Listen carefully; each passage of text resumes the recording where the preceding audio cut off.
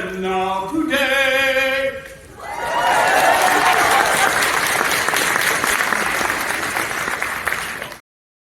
Yes, my friends, indeed, today is the day, and I want to thank all of you for being here and being amazing. You're going to ring a victory bell, and you know who else is amazing?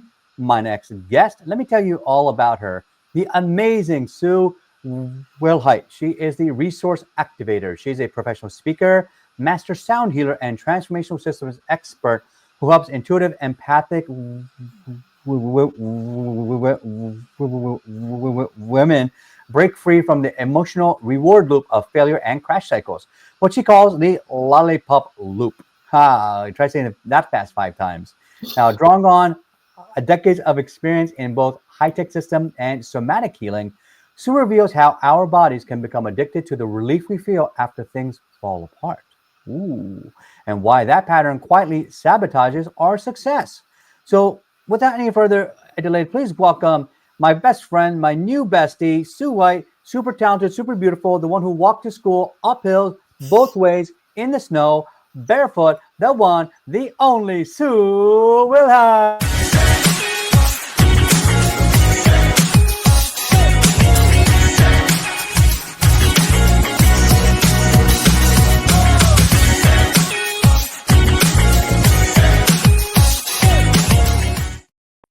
Welcome to the show, Sue. How are you doing today? I am fantastic, Raj. How are you? I'm doing amazing too, and thank you so much. And everybody else who's watching on the live, if you want to be amazing and fantastic too, click the link below so that you can leave comments during the live. So let's not waste any more time. Let's dive right in. So Sue, really fascinating thing. You talk about how the nervous system, not just the mind, your nervous system is actually in charge of change. What does that really mean? And how can someone tell when their body's the one saying no? Well, it's one of those things where you got childhood conditioning. You got childhood conditioning when the doctor, for instance, you went in, you got a shot when you were little, and they gave you a lollipop. Right?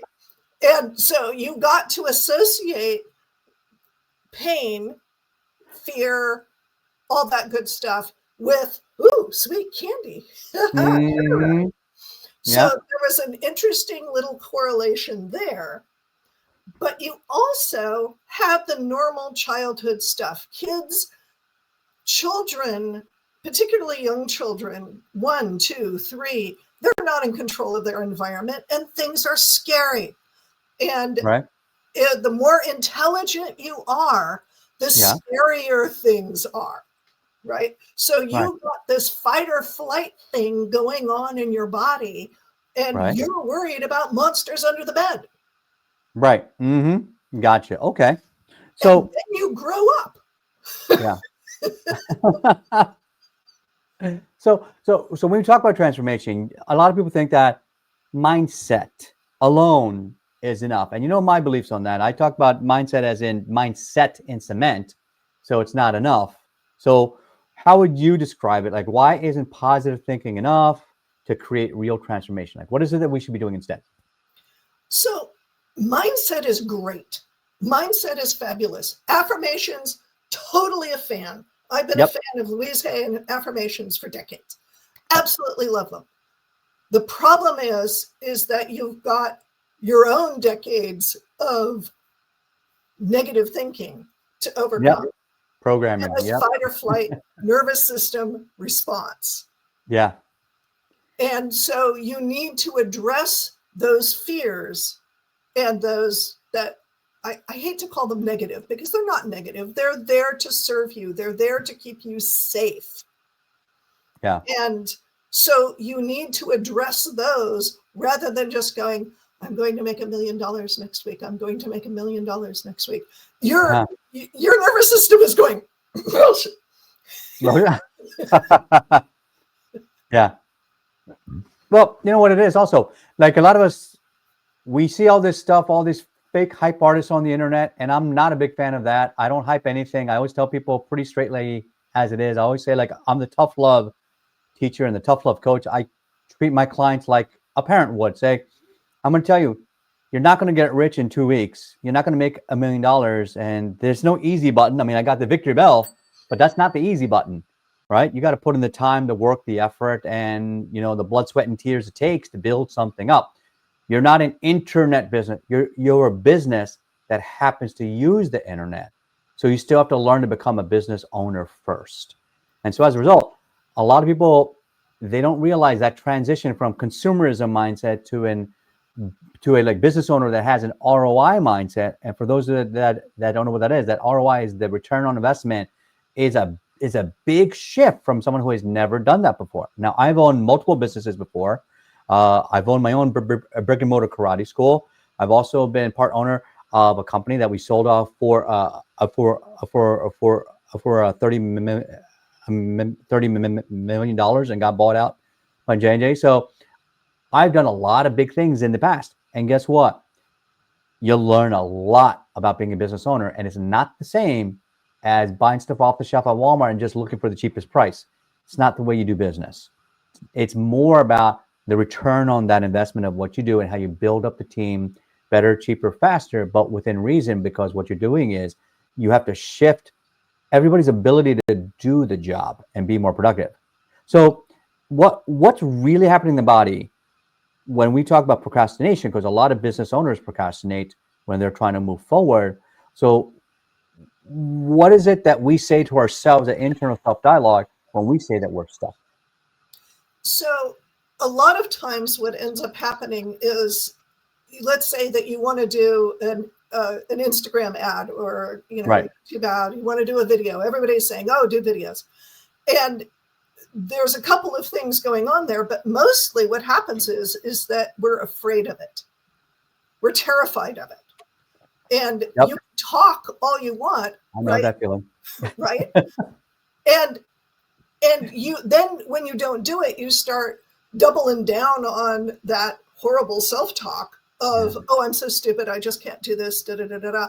And that makes your nervous system retreat even more.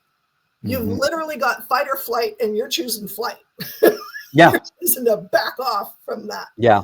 And the more you downgrade yourself, the more you have that nasty talk to yourself, the more your nervous system is going to double down on, I'm not doing this, I'm not doing this. So you really need to address the fear. And there's a number of different techniques that I use to help bring that fear up to the surface and dispel it. Not get rid of it, because it's there for your protection. Right. But Can you give an example of, like, what's one strategy that a person that you worked with and what was their success story? Like, what did they go through and how did you help them change, and what was the benefit of their transformation? Yes. So I just recently had a client who is terrified of public speaking, and she just can't even. And so one of the things that I told her was, first of all, it's very natural to be afraid to get up in front of a group of people and be visible, because you know what this is? Yeah. That's an aggressive trigger. Yeah. So if you get a bunch of eyeballs doing this, your system goes, oh my God, they're out to get me. I mean, you can't get rid of it. It's hardwired into our brains. Yeah. So if instead you can say, all of these eyeballs looking at me is not triggering fear, you're still getting the reaction, but you tell yourself it's excitement. Yep. Certainly. Oh, I love it. And you interpret it as excitement. You bring it up and you go, oh, this is so cool. People are looking at me. Yes, this is great. I love it. I love it. Beautiful. It really shifts that fear. I like it. I like it. Beautiful. Thank you so much, Sue. Now, Sue, you have a gift that you want to share with everybody. I would love to grab that, but I think we had some tech problems, so like we'll share it in post. Tell us what they're going to get once we can apply that link down below. Yes. So another technique that I go through with my clients a lot is what I call the 5 steps to overcoming fear. And this has to do with big decisions. This has to do with, am I going to be on a podcast, or am I going to invest in this coaching, or getting the ROI? And most of the time, your logical mind isn't going to do it. Yeah. So you want to go through this wonderful process where, once again, the first step is really bringing up all the fears. Do the catastrophic thinking. What horrible things are going to happen when Yeah. you do this? And Yeah. just go for it. Just dive in there. And to me, this is the funnest part of the process. And then the other steps are how you process it. So it's a PDF. It walks you through how to do this. And by the end of it, people are like, oh, well, that wasn't so hard. Why was I fussing? What's the deal? Oh, I love it. Thank you so much for that. So make sure you grab her link down below. We're going to leave it in the comments and post, or in the show notes, or it'll be a banner on the YouTube premiere. And you guys are awesome. Like you will find it. And by the way, if you're live, you thrive. If you're on the replay, you get to play again. Please give us some thumbs up and some hearts so that we know that you are getting some impact and feedback. So let's just keep going forward. Into our speed round. This is where I always say, people join a person, not a business. So let's get to know you more as a person. So, tell us a little bit more about, where did you grow up and how'd you grow up? I grew up in San Francisco. So, yes, I did walk uphill both ways to school, but there was no snow. Rice-A-Roni. Yes. Now, the cool thing is that I grew up in Chinatown. Oh, really? In Cool. San Francisco. So when my parents wanted to get rid of me on the weekends, I took the bus down to a Chinese language theater that used to be in Chinatown, and I would watch Chinese language movies, the old kung fu movies before. Oh, I love those. Saturday afternoon kung fu. Oh, Saturday afternoon kung fu. It was awesome. Did I understand a word? Not even. Doesn't matter. It doesn't so matter. They were great. They were fabulous. And so they kind of were an early influence on me. Gotcha. Oh, I love it. Now, what about growing up? Was there maybe a movie or a book that helped kind of shape the way you think today? Well, one of the things that really shaped me was that my parents gave me, and I blame my parents for who I am today. They gave me the complete set of Andrew Lang's colored fairy books. Okay.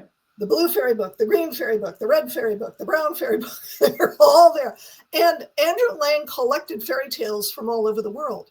So I grew up believing that magic worked, that I just needed to figure it out, because here were all of these fairy tales from the Middle East, from China, from Japan, from Africa, from, all over Europe, from South America.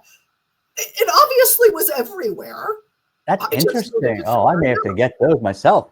Oh, yeah. They're fabulous books. They're really, really wonderful. Gotcha. Okay. What's your favorite quote? Someone that inspires you? Oh, let's see. A favorite quote. Or one of your favorite quotes? Yeah. One of my favorite quotes is from Louise Hay. And it has to do, I'm not sure that I'm going to get it exactly, but she said, there are multiple teachers out there in the world. And she said, I'm here, I'm teaching you this stuff, and you'll go, oh my God, what an idiot. And Wayne Dyer or somebody else will say the exact same thing. And you'll go, wow, that's so cool. Yeah. It all has to do with who we resonate with and how we vibe with somebody else. I know that's not an exact quote. She never would have put it that way. Oh, that's okay. But that gives us food for thought. Actually, right? It's very astute, because I know that I've done the same thing with certain people in my family. For example, I'll tell them, this is how you lose weight. This is how you strength train. This is how you run a marathon. And they'll say, oh, okay, that's nice. But when their best friend tells them, somebody else tells them the same exact thing, then they do it. And that's it drives me crazy, because here I am, world champion. I was like literally a Olympic caliber athlete, and they wouldn't listen to me just because they wanted to hear it from their friend. Yes. instead of their sibling or their or their son or somebody else, and it cracks me up. So it never get upset that someone is not accepting the information that you know to be true. Sometimes they need to hear it from a different messenger, and that's okay because people like receive information in unique ways. Um, what about have you ever like not have you, but what's a fun fact about you that maybe people don't know? Well, the funnest fact is that I grew up in Chinatown because Yeah. here I am, blonde hair, blue eye, But I guess the second most interesting fact is that in order to avoid taking PE in high school, I joined the junior ROTC. Really? That's cool. So I had 3 years of ROTC. And later on, because we fired live guns, later on, I really pissed off my now ex-husband by being able to outshoot him on the range. That's hilarious. I love that. Now, that's one of those things we keep talking about. Like at some point, we need to in karate class, I teach Krav Maga, and we talk about how to disarm pistols as well as rifles. And of course, anybody will tell you, well, if you're just far enough away, you can just, it won't make a difference. That's true, but not everybody does that, and that's why you have to you have to know multiple tools and multiple disarms, so that you know how to use it. But being able to use the weapon, understand how it's used, how it's wielded. This is also important from the other side. So I recommend anyone who teaches a self-defense course, make sure you also go to the gun range under proper supervision, learn the right way to use it. So that way, when you do a disarm, you understand the weapon. You understand how to avoid it safely. Yes. Because it's not like what you see in the Kung Fu movies. It doesn't work that way. Please don't do that. And they're heavier than you think. Yeah. The way that they get waved around in movies, I laugh because it's like, no. No. They weigh a couple pounds. I mean, really. Yeah. So, all right. What about before we shift gears again, I want to ask you here one more time, like, what is your favorite kind of music? Oh, my favorite kind of music. That's a really hard one again, because my parents raised me on classical music. I didn't know rock and roll existed until I was 10. Wow. So I love classical, particularly the Baroque era. I love 60s and 70s and some 80s rock and roll. After that, I just can't stand it. I love what they used to call space music. I listen to the Spa Channel on Sirius XM all the time. Stephen Halpern and Darlene Koldekoven and all of those guys. It's really wonderful.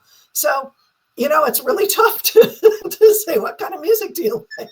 Gotcha. I know. That's tough too. Like I always say that, like my favorite kind of music, like it evolves every like 10 years or so. I start shifting into something else. Like, for a while, I just loved the popular music. Then I grew up a little bit. I started to get into opera. Then it was sort of like back to more like retro and kind of like old acoustic kind of music. Now I'm into jazz, but always through all of that, it's always been Broadway music. I love something with a story and a rhythm. Yes. And by the way, Wicked 2 just came out this weekend. So anybody who is out there to watch it this week, it's coming out. It's coming out. Wicked 2. Wicked for good. Right? Yes. And I love a story of like Elphaba, the misunderstood Wicked Witch, because I know what that feels like growing up. It's like sometimes you just feel like you're so alone and people don't get you. And it takes a while for people to kind of realize who you are. So I'm glad that they took that spin off of it and kind of twisted it on its head, but still go watch the original, what was it, 1929 or 32, something like that. The original Wizard of Oz. It's an iconic movie. It's a must watch. Read the books. I have a battered version of The Wizard of Oz that I got read all 12. I think it was 12 or was it 10? L. Frank Baum, 12 the like books. Oz series books. Yep, I read those in yep. 6th or 7th grade. Yep. Because I had free time during the library, and because I was bored at lunch, so I'd eat my lunch in 10 minutes, then I have another half an hour free. I said, all right, let me go do something. I started out just doing homework, but then I saw in the library wall, what are all these books? I said, oh, there's more Oz books. I didn't know that. So then I ended up reading all those. It's like I'm an avid reader, as you can tell. I just like to read everything. So Sue, before we shift over, just what is your favorite food? I always find Salmon. this a fun question. That one's easy. Salmon. Really, salmon? Oh, Salmon. I like it. And it's got to be farm grown or fresh Atlantic grown. Fresh Atlantic. Best salmon is Scottish. Really? Scottish salmon. Best Scottish salmon. All right. I'm gonna have to call my friends in Edinburgh. Okay. Yes. Hey guys, listen. I have a VIP guest. We need you to ship over all the Scottish salmon over to the green room right now. Okay. Make sure it's cooked. Thanks. Bye. All right. Totally real call. So before we shift over, please enjoy all that food. Please save me some. Like most of my guests are hungry and they eat everything, but we'll see what happens. So, what is one thing that you want everyone to recall about you? I want to live in a world where everybody's gifts, talents, and abilities are celebrated, they're nurtured, they're activated, so that the world can thrive. You know, I love it. Pushing down people's gifts is just horrifying to me. I agree. Thank you so much for that, Sue. All right, so while Sue is in the green room eating up all that amazing Scottish salmon, I want to ask all of you, as our sponsor for the week, make sure that we have our upcoming December 20th Mind Shift Workshop. This is our annual event. Make sure you grab that link. And since you're watching on the show, you can use the coupon MindShift50 and save half off. So MindShift50, all caps. Make sure you use the coupon because you are a guest and a fan of the show. You get to save money on that. So please join us. It's 3 hours of powerful transformation. It's from 12 to 3 p.m. Eastern Time, 9 a.m. to noon Pacific Time. So grab that link and join us. And if you want to start making some major splashes in your life, all you got to do is make a big splash. When you throw a rock into a lake, what happens? No, there's a splash. You make an impact, and then you get waves. And then you don't know where those waves are going. Those waves are going past around the reeds, and you don't know where that impact is. So all of you out there, when you're on stage, you don't know where your impact is going to end. It's never going to end. All right, folks. So today, Sue talked a little bit about our perceptions about what happens around us, the things that we are doing. Now, I have a great quote from Viktor Frankl, Man's Search for Meaning. He talks about how he had to survive and compartmentalize his mind to escape a Nazi death camp. And in his book, he talks about how, and this is one of my favorite quotes, is that you have zero control over what happens to you, but you have 100% control over your perception of what happens to you. So that means your perception filter that you put up with the world. You know, like every new parent, the baby poops on you, pees on you. Oh, well, guess what? Yeah, that's a bad thing. But then again, you have a child who you get to love and care for and bring joy to your life. That's what happens to you. Say you lost a job. Yeah, that happened to you. But what actually happened to you? Maybe it didn't happen to you, it happened for you. So my perception then would be, well, we didn't lose the job because of incompetence. We lost it because there were more opportunities elsewhere and where you were more valued, right? So as we think about these things and we shift our perceptions in life, imagine the mind shift of the people that feel like they're stuck and they can't get out of it because we've been programmed since birth by our parents, our finances, our upbringing, our co-workers, our students, to be the kind of person we are, and they want you to stay who you are rather than changing. You have to break out of that box of fear, and we're going to help you do that. So make sure you join us on December 20th. And that's our big event of the year. And thank you so much, everyone, for being here. I know Thanksgiving is right around the corner, so happy Turkey Day to those that do celebrate it. And let's bring Sue back and see if she saved me any food. So Sue, welcome back. How was the salmon? And did you save me any? Well, yeah, I saved you the ones that had a little bit more sauce than I. Okay, good. So you've got fantastic. Thank you so much. All right, so Sue, what did you think about that 60-second mind shift? What's your big takeaway, and what would you add to it? Yeah, you absolutely have 100% control over what your mind is thinking, and you can shift gears. Again, a Louise Hay quote.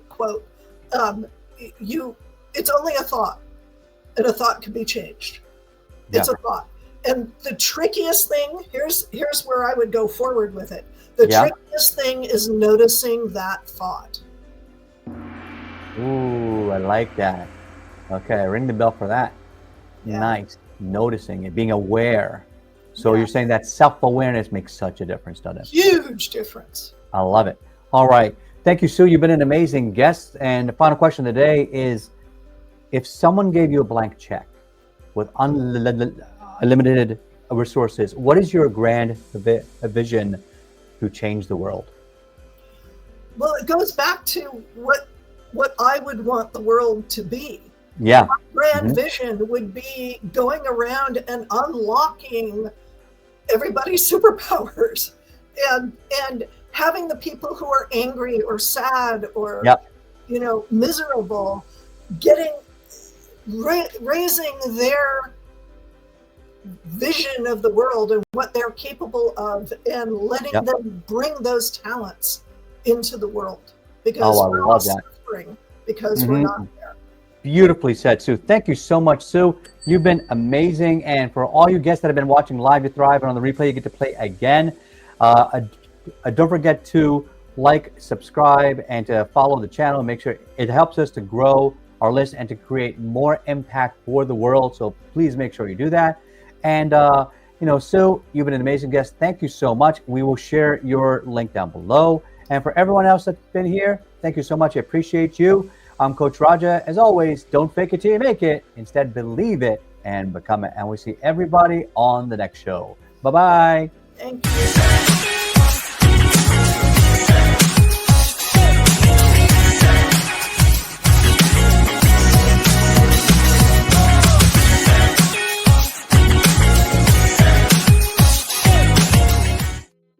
All right, Sue, great job. I got 3 quick questions for you, then we're out of here.